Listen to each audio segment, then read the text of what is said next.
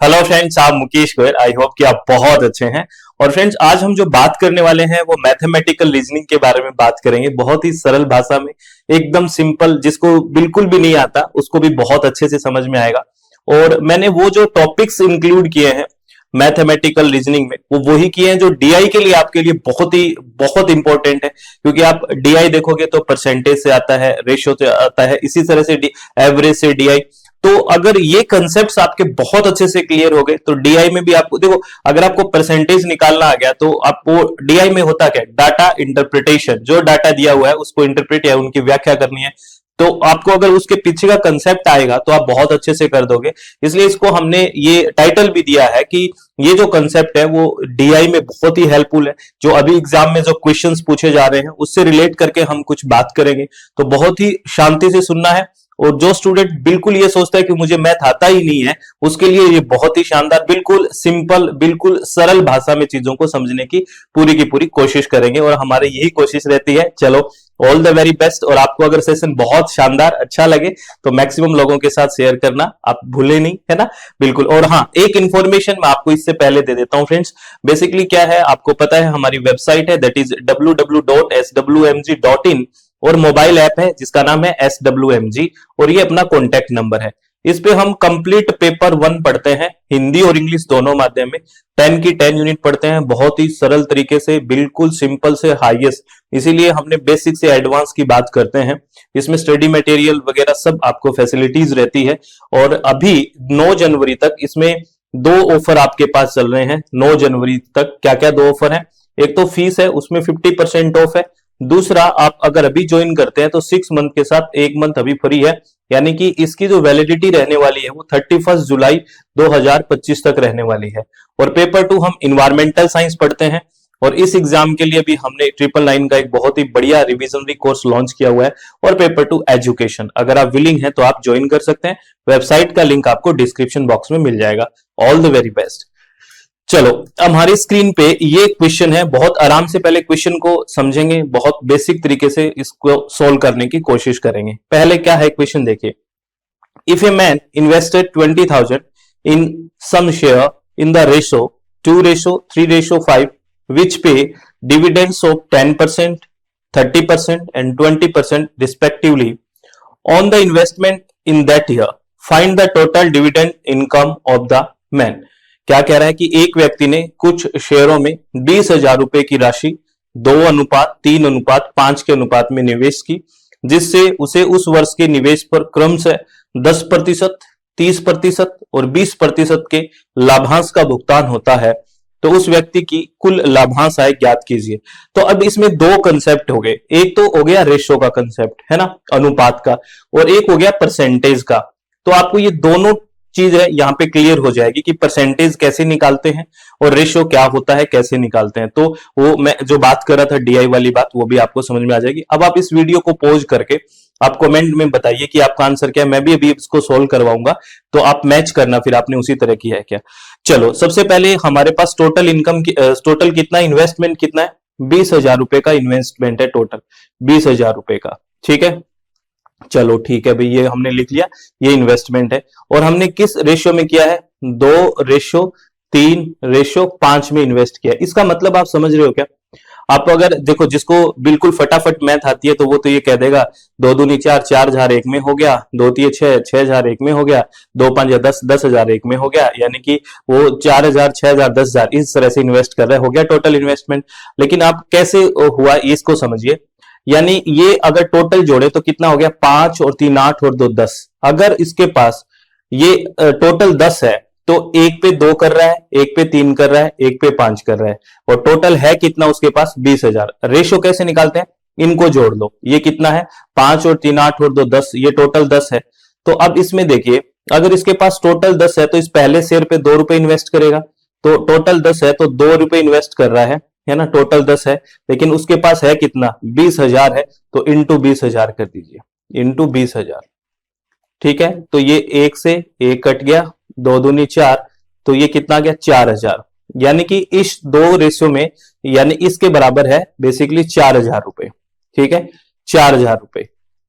सीधी सी बात है, यानी कि यहाँ 4000 कर रहा है। अब 2 के बराबर 4 है, अब सारा सोल्व करने की जरूरत नहीं है। 2 के बराबर 4000 है, या यूं मान लीजिए इस रेशियो 2 के बराबर 4000 है, तो 1 के बराबर कितना हो गया? 1 के बराबर कोई चीज मैं कहूं कि 2 के बराबर 4 है, 2 इक्वल 4000, तो 1 इक्वल टू 2000 हो गया ना। 2 के बराबर 4000 है, तो 1 के बराबर आधा हो जाएगा, समझ रहे हो? तो अब 1 के बराबर हमें पता लग गया 2000 है, 1 के बराबर 2000 है, तो ये 3 के बराबर कितना हो जाएगा? 1 के बराबर 2000 है, पता लगा कि नहीं पता? क्योंकि हमने निकाल लिया 2 के बराबर 4000 है, तो 1 के बराबर 2000 हो गया, तो 3 के बराबर कितना हो गया? 2 3 6, 6000।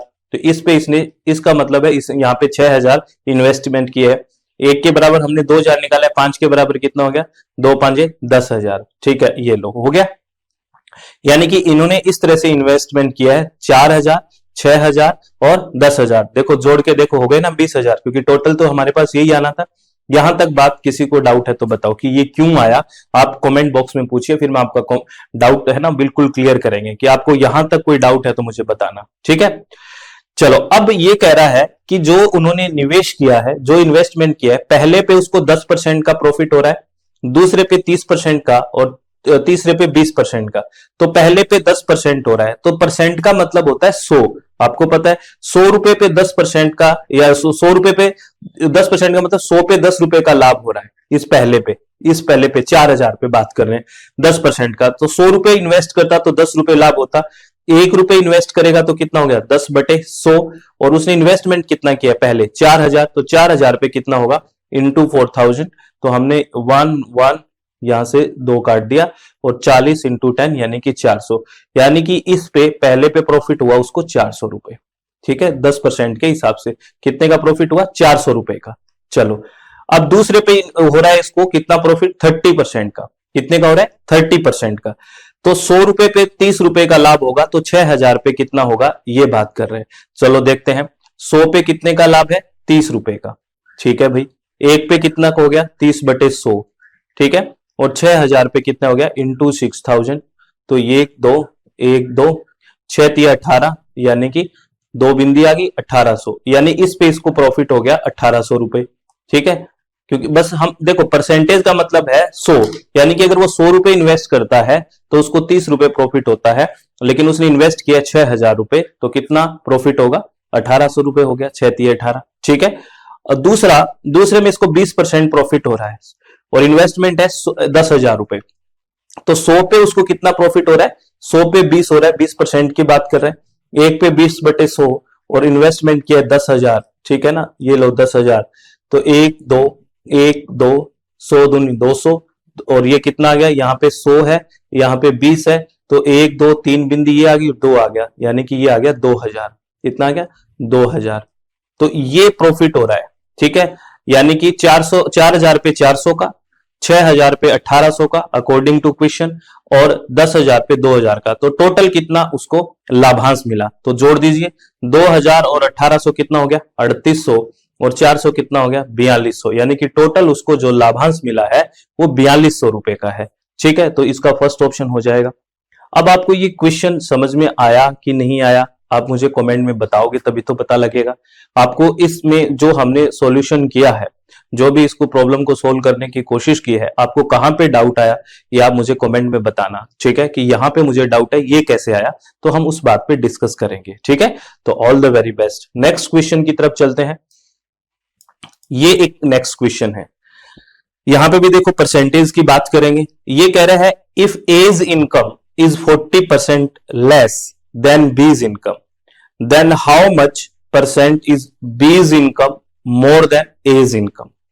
यदि ए की आय बी की आय से 40% कम है, तो बी की आय ए की आय से कितने प्रतिशत अधिक है? बिल्कुल आराम से इस क्वेश्चन को लिखिए। कह रहा है यदि ए की आय बी की आय से 40% कम है, यानी कि ए की जो इनकम है वो बी की इनकम से 40% कम है। 40% मतलब 100। अगर मैं मान लेता हूं बी की इनकम में मान लेता हूं 100 है, बी की इनकम मैंने कितना माना? 100 मान लिया, क्योंकि परसेंटेज में बात है तो मैंने बी की इनकम 100 मान लिया।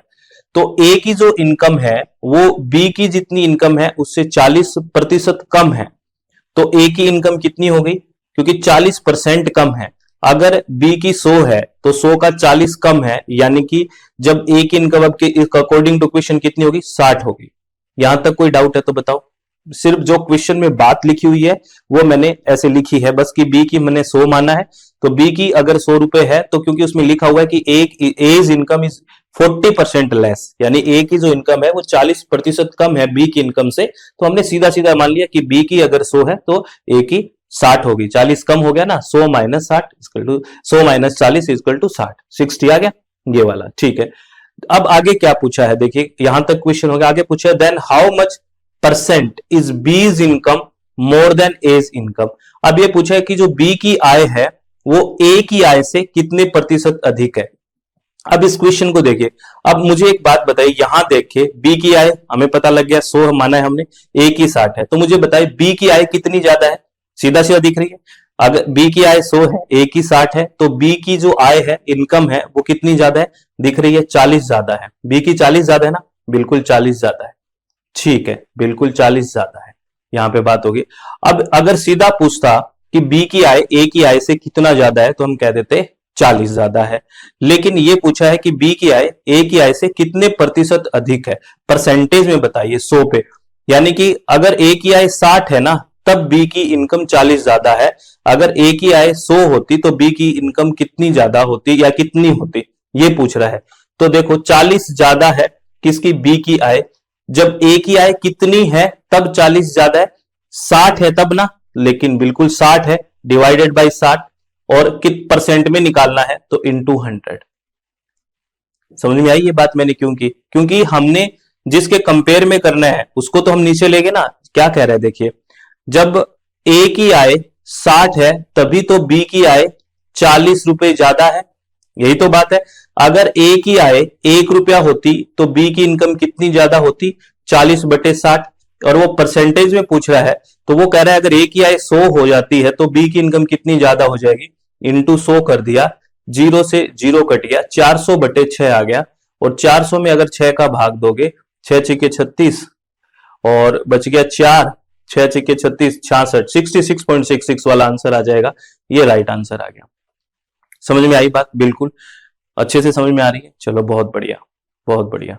अगर आप चाहते हो कि हम इसी तरह से बात करते रहें तो मैक्सिमम आप आंसर करोगे तभी मजा आएगा कि हाँ हमें समझ आया, यहाँ कमी रही, क्योंकि बहुत आराम से बहुत धैर्य से हम चीजों को समझने की पूरी कोशिश करेंगे, और ये सारे कंसेप्ट जो मैं बात कर रहा हूं परसेंटेज रेशियो को लेके, ये सारे आपको डीआई में बहुत काम आने वाले हैं, ठीक है। चलो आगे नेक्स्ट क्वेश्चन पढ़ते हैं। आप जैसे ही क्वेश्चन देखो एक बार वीडियो पॉज करो और इसका आंसर करो, फिर मैच करो कि हमने सही किया है कि नहीं। क्वेश्चन है देखिए, two shopkeeper A and B sell certain kind of machines at the same list price. However, shopkeeper A allowed two successive discount of 10% and 20%, and shopkeeper B allows two successive discount 20% and 15%. Which of the following statement is correct? कह रहा है दो दुकानदार A और B एक ही सूची मूल्य पर कुछ खास तरह की मशीनें बेचते हैं। हालांकि दुकानदार A 10% और 25% की दो क्रमिक छूट देता है और दुकानदार बी 20% और 15% की दो क्रमिक छूट देता है, तो निम्नलिखित में से कौन सा कथन सही है। अब आप एक बात समझिए, अब कई लोग जिनको मैथ बिल्कुल नहीं आती, जिसको जो मैथ में बिल्कुल मतलब लूट चुके हैं, बिल्कुल कुछ मतलब ही नहीं है उनको मैथ का, वो क्या करेंगे, बोथ का सेम कर देंगे। वो क्या करेंगे, ए 10% और 25% 35 ऐसे जोड़ लेंगे, और बी भी जोड़ लेंगे कि 20% और 15% 35%, और सेम कराएंगे, और फिर खुश होंगे कितना इजी क्वेश्चन पूछ लेते हैं, मेरे को मैथ आती नहीं थी फिर भी मैंने वो वाला ठीक कर दिया। अरे भाई वो बहुत गलत है क्वेश्चन, ठीक है। ये सक्सेसिव डिस्काउंट का मतलब होता है पहले डिस्काउंट मिलेगी फिर जो अमाउंट आएगी उस पर डिस्काउंट मिलेगी, दिस इज कॉल्ड कर्मिक सक्सेसिव डिस्काउंट। तो और सेम प्राइस है, कोई चीज का सेम है, तो मान लेते हैं ए और बी ने जो वस्तु बेची है उस दुकानदारों ने, उसका प्राइस 100 रुपए है, ठीक है। तो पहले ए ने कितना डिस्काउंट दिया ये बात करते हैं। ए ने कितना डिस्काउंट दिया, तो 100 रुपए वाली चीज है ए, क्योंकि प्राइस लिस्ट तो सेम ही है दोनों का, 100 रुपए वाली चीज पे दो बार डिस्काउंट दे रहा है ए, 10% और 25%। चलो 100 रुपए पे 10% की छूट, 100 रुपए पे 10% की छूट, यानी कि 100 रुपए पे 10 रुपए की छूट होगी, तो ये वस्तु होगी अभी हमारे पास 90 रुपए की। चलो फिर एक और छूट दे रहा है अब ये आगे वाली जो छूट मिलेगी वो किस पे मिलेगी, इस 90 पे मिलेगी। तो 90 पे ये 25% की छूट। अगर 100 रुपए की चीज होती तो 25 रुपए छोड़ देता, ठीक है, लेकिन अब ये चीज बची है हमारे पास 90 रुपए की, तो कितने रुपए छोड़ेगा।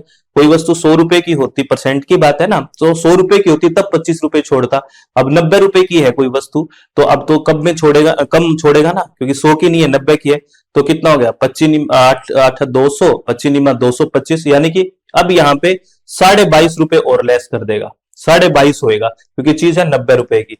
तो 22.5 रुपए और घटा दो 90 में से, तो कितने बच गए, 67.5, 67.5, यही बच गए ना। अरे बताओ कितना, 10, हाँ इतना 67.5, यानी कि ये फाइनली जो ए जो दे रहा है वो कितने की चीज दे रहा है हमें, 67.5 रुपए की दे रहा है। यानी कि उसने टोटल छूट कितने दी, 10 रुपए की तो यहां दी और 22.5 रुपए की यहां दी। ए ने जो छूट दी है हमें 32.5 रुपए की छूट दे दी। चलो ये है ए की छूट जो ए ने डिस्काउंट दिया है। अब चलते हैं बी वाली बात कर लेते हैं। चलो अब बात करेंगे बी वाली, चलो बी की बात करते हैं। चलो अब बी कितनी छूट दे रहा है, वस्तु तो 100 रुपए की ही है, बी छूट दे रहा है वस्तु, ये बी वाली बात कर रहा हूं, 100 रुपए की वस्तु है, ठीक है। बी दे रहा है पहले 20% और फिर 15%। चलो पहले 20% छूट करते हैं, तो 20% मतलब -20 ही हो जाएगा, 100 पे 20 है तो ये वस्तु हो गई 80 रुपए की, ठीक है। अब इस 80 रुपए पे 15% दे रहा है, 80 रुपए पे कितना दे रहा है, 15% दे रहा है।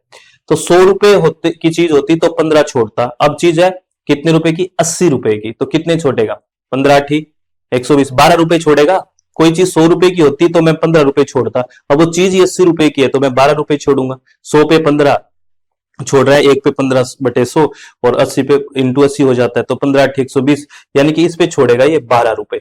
तो ये वस्तु कितने की हो गई हमारे पास, 68 की।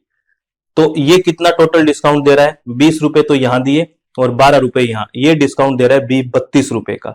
तो मुझे बताइए ज्यादा डिस्काउंट कौन दे रहा है, ए तो दे रहा है 32.5 रुपए की डिस्काउंट और बी दे रहा है 32 रुपए का। तो ए ऑफर मोर डिस्काउंट, ए अधिक छूट प्रदान कर रहा है। समझ में आई ये बात, क्यों आया, ठीक है। अब आप कई बार मॉल में जाते हो तो ऐसे लिखा आता है ना 50% प्लस 50% हो, तो आप यूं मत कह जाना घर से बैग लेके चले जाओ मैं तो थैला लाया हूं, 100% की छूट है, फ्री में दे रहे हैं। अरे नहीं नहीं, ये सक्सेसिव डिस्काउंट होता है। कैसे होगा, 100 वाली पे पहले 50% की छूट होगी तो वो चीज होगी 50 रुपए की। अब 50 रुपए पे फिर 50% छूट होगी, यानी कि अगर वो चीज 100 रुपए की होती तो 50% छोड़ता, है ना। तो अब 50 की है तो कितने रुपए छोड़ेगा, 25 रुपए छोड़ेगा। अब ये चीज है 25 रुपए की, है ना, 25 रुपए लेके जाना थैले के साथ, ऐसे नहीं है। समझ में आ गई बात। तो ये है सक्सेसिव डिस्काउंट की बात। यहां से क्वेश्चन आते हैं, तो यहाँ पे आपको क्या क्लियर हुआ, परसेंटेज कैसे निकलते हैं, सक्सेसिव डिस्काउंट वगैरह की बात हो तो ये कंसेप्ट आपको डीआई में भी काम आते हैं, परसेंटेज रेशियो, ये सब बातें मैं बार बार कह रहा हूं। अगर आपको मैथमेटिकल रीजनिंग बहुत अच्छे से आती है तो डीआई का तो कोई मतलब ही नहीं है, फिर तो आनी आनी है, क्योंकि वो कंसेप्ट ही तो वहां लगाने हैं। चलो अब ये क्वेश्चन हमने थोड़ी देर पहले पूछा था, उससे रिलेटेड क्वेश्चन है, तो आप प्लीज इस क्वेश्चन को खुद से यहीं पोज करके करो, फिर मैं भी आपको आंसर बताता हूं इसका क्या होगा, लेकिन आप अच्छे से क्वेश्चन पहले पोज करके करो, मैं सोल्व करता हूं। ये कह रहा है if A's A is 20% of C and B is 25% of C, then what percent is A of B. यदि ए है वो सी का 20% है और बी है वो सी का 25% है, तो ए बी का कितना प्रतिशत है। तो यहां पे सी कॉमन है ना, देखो क्योंकि दोनों सी से कंपेयर कर रहे हैं, तो सी को मैंने अगर 100 मान लिया है ना, प्रतिशत में तो 100 मानना पड़ेगा, माना कि 100 है तो सी 100 मान लिया, तो ए है वो 20% है सी का। तो अगर सी है 100 है तो ए कितना हो गया बताइए, 20% है, तो मान ली कि ए हो गया वो 20 ही हो गया। अरे बोलिए भाई, ए 20 हो गया कि नहीं, परसेंट है। और दूसरा बी क्या है, बी है वो 25% है, किसका, सी का। तो अगर सी 100 है तो बी कितना हो गया, 25% कह रहा है। चलो ये तो यहां तक बात हो चुकी है, यहां तक कोई दिक्कत नहीं है। अब आगे कह रहा है then what percent is A of B, यानी कह रहा है तो ए है वो बी का कितना प्रतिशत है, ए जो है वो बी का कितना प्रतिशत है, ए बी का कितना प्रतिशत है, इनको कंपेयर करना है। ये 25 है तो क्या है, ये 20 है, और अगर ये 1 है तो ये क्या होगा, 20/25 होएगा। और अगर हम प्रतिशत में बात करें तो ये 100 हो गया, क्योंकि 100 में बात करना है। तो 25 एकम 25, 2500 के 100, यानी कि यहाँ पे 20 से इंटू हो गया, 20 का 80, ये 80% हो गया। क्योंकि जिसके कंपेयर में पूछते हैं वो नीचे आ जाएगा, जिसके कंपेयर में पूछते हैं वो कहां जाएगा, नीचे आ जाएगा। तो देखो ये है ना, तो ए है वो बी का कितना प्रतिशत है, इस बी का प्रतिशत पूछा था, तो बी नीचे आ गया। ए का 20/25 इंटू 100, तो 2500 के 100, 2000 के 80, 80% आंसर आ गया। ठीक है, आपको समझ में आया? अगर कोई डाउट है तो बताओ, बताना तो पड़ेगा, तभी तो बात समझ में आएगी। चलो बहुत बढ़िया, all the very best. Next question, ये देखिए, ये एवरेज की बात करेगा, तो बिल्कुल अच्छे से सारी चीज आपको समझ में आ जाएगी। एवरेज की बात करेगा ये। The average age of A, B and C is 25 years. If the average age of A and B is 22 and that of B and C is 23, then what is the age of B? ये कह रहा है ए, B और सी की औसत आयु 25 years है। ठीक है, यदि ए और बी की औसत आयु 22 ईयर्स है और बी और सी की औसत आयु 23 ईयर है, तो बी की आयु क्या है? तो बिल्कुल स्पष्ट शब्दों में लिखना है। औसत पता है ना कैसे निकालते हैं? एवरेज, टोटल को जोड़ के जितने हमें संख्या दी हुई हो, जितने आइटम्स दिए हो, उससे हम डिवाइड कर देते हैं। तो यहाँ ए, बी और सी की औसत आयु 25 वर्ष है। इसका मतलब ये कह रहा है कि ए को प्लस बी को और प्लस सी को जोड़ेंगे तो ये टोटल आइटम कितने हो गए, 1 2 3 हो गए, एबीसी 3 जोड़ेंगे, ये हो गया, ये 25 है। ये कहना चाह रहा है ये A plus B plus C upon 3 क्यों आया? क्योंकि total item A B C 3 हुए ना, और इन तीनों को जोड़ के, है ना, और जब 3 का भाग देते हैं तो 25 आता है। ये स्टेटमेंट ये कह रहा है। तो अगर मैं इसको क्रॉस मल्टीप्लाई कर सकते हैं, इसके नीचे 1 मान लेंगे, 25 ही रहेगा। तो A B C equal A plus B plus C equal to क्या आ गया, क्रॉस मल्टीप्लाई करो, है ना, ए 25 दिए, 75 आ गया। चलो A plus B plus C equal to 75 आ गया। ये सीधा सीधा आ गया ना, समझ में क्यों आया? और अब ए और बी की औसत आयु क्या है, 22 है। तो वही बात है, ए प्लस बी, और ये आइटम 2 हो गए, ए और B, divide by 2 equal to 22। तो ए प्लस बी कितना आ गया, इससे क्रॉस मल्टीप्लाई वही करो, तो ए प्लस बी इक्वल टू आ गया 22 दूनी 44, ये आ गया 44। ठीक है, और क्या दे रखा है देखो, बी और सी की कितना है औसत आयु, ये 23 है। तो B plus C upon 2 equal to 23, वही क्रॉस मल्टीप्लाई, यानी कि B plus C equal to 46, ये आ गया। ये कैसे आया, समझ में आ गया ना? बस मैंने तो जो स्टेटमेंट दिया है वही लिखा है। Then what is the age of B? अब बी की एज पूछिए कितनी है, तो अब हम वैल्यू पुट कर देंगे। यहां देखो, हमें पहली जो वैल्यू है इसमें लिख रहा है ए प्लस बी प्लस सी 75 है। इन तीनों की जोड़ते हैं तो 75 आती है। तो मुझे बताइए ए प्लस बी आपको पता है कितनी है, 44 है। अगर यहाँ पे ए प्लस बी की वैल्यू मैं रख दूं 44, क्यों रख सकता हूं? क्योंकि ए प्लस बी इक्वल टू 44 है, तो 44 मैंने रख दिया और प्लस सी रख दिया, क्योंकि ये तो बच गया। तो ये कितना है, 75 है। तो अगर मुझे सी की वैल्यू निकालनी है पहले, क्योंकि बी प्लस सी में फिर बी सी की तो चाहिएगी, तो सी की वैल्यू निकाली मैंने, तो कितना बच गए, 31 साल। क्योंकि इधर जाएगा तो माइनस का हो जाएगा, 75 माइनस 44 इक्वल टू 31। अब मैं क्या करूं इस इक्वेशन में, क्योंकि मुझे बी की निकालनी है, तो बी प्लस सी 46 है, सी की वैल्यू मेरे पास आ गई, तो बी की आ जाएगी। क्योंकि ये देखो यहाँ पे मैं सी की वैल्यू रख दूंगा, B plus C equal to क्या है, 46 है, दिया हुआ है, और बी की सी की वैल्यू 31 है, तो बी प्लस 31 इक्वल टू 46। अब बी इक्वल टू क्या आ गया, ये इधर जाएगा माइनस में चला जाएगा 15। तो बी की आयु कितनी है, 15 साल है। अगर सी की पूछता तो 31 कर देते, ये 15 साल आ गया, आंसर आ गया। First option is the right answer. तो ये सारी बातें आपको समझ में आई। मैंने इसीलिए आपको ये कहा है कि अगर ये टॉपिक्स आपको परसेंटेज अच्छे से आता है, एवरेज अच्छे से आता है, रेशो अच्छे से आता है, तो फिर डीआई की कोई औकात थोड़ी रह जाएगी, क्योंकि वो तो डाटा जो दिया है उसी को इंटरप्रेट करना है। तो प्लीज ये चीज ध्यान रखें। अगर आपको सब चीजें ठीक लग रही है, बढ़िया लगा, तो मैक्सिमम लोगों के साथ शेयर करें, इससे हमें भी कॉन्फिडेंस मिलता है। लाइक शेयर सब्सक्राइब सब कर सकते हैं, जो आपको अच्छा लगे, ठीक है। और अब आपको मैं इंफॉर्मेशन दे देता हूं फ्रेंड्स। आपको पता है अपनी वेबसाइट है, दैट इज www.swmg.in।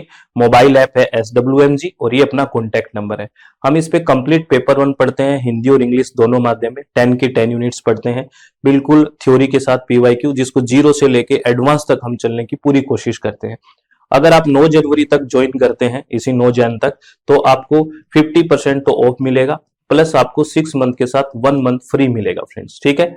और हम पेपर 2 कौन कौन से पढ़ते हैं अपनी प्लेटफॉर्म पे, पेपर 2 इन्वायरमेंटल साइंस पढ़ते हैं एक तो, और पेपर 2 एजुकेशन पढ़ते हैं। अगर आप विलिंग है तो आप ज्वाइन कर सकते हैं।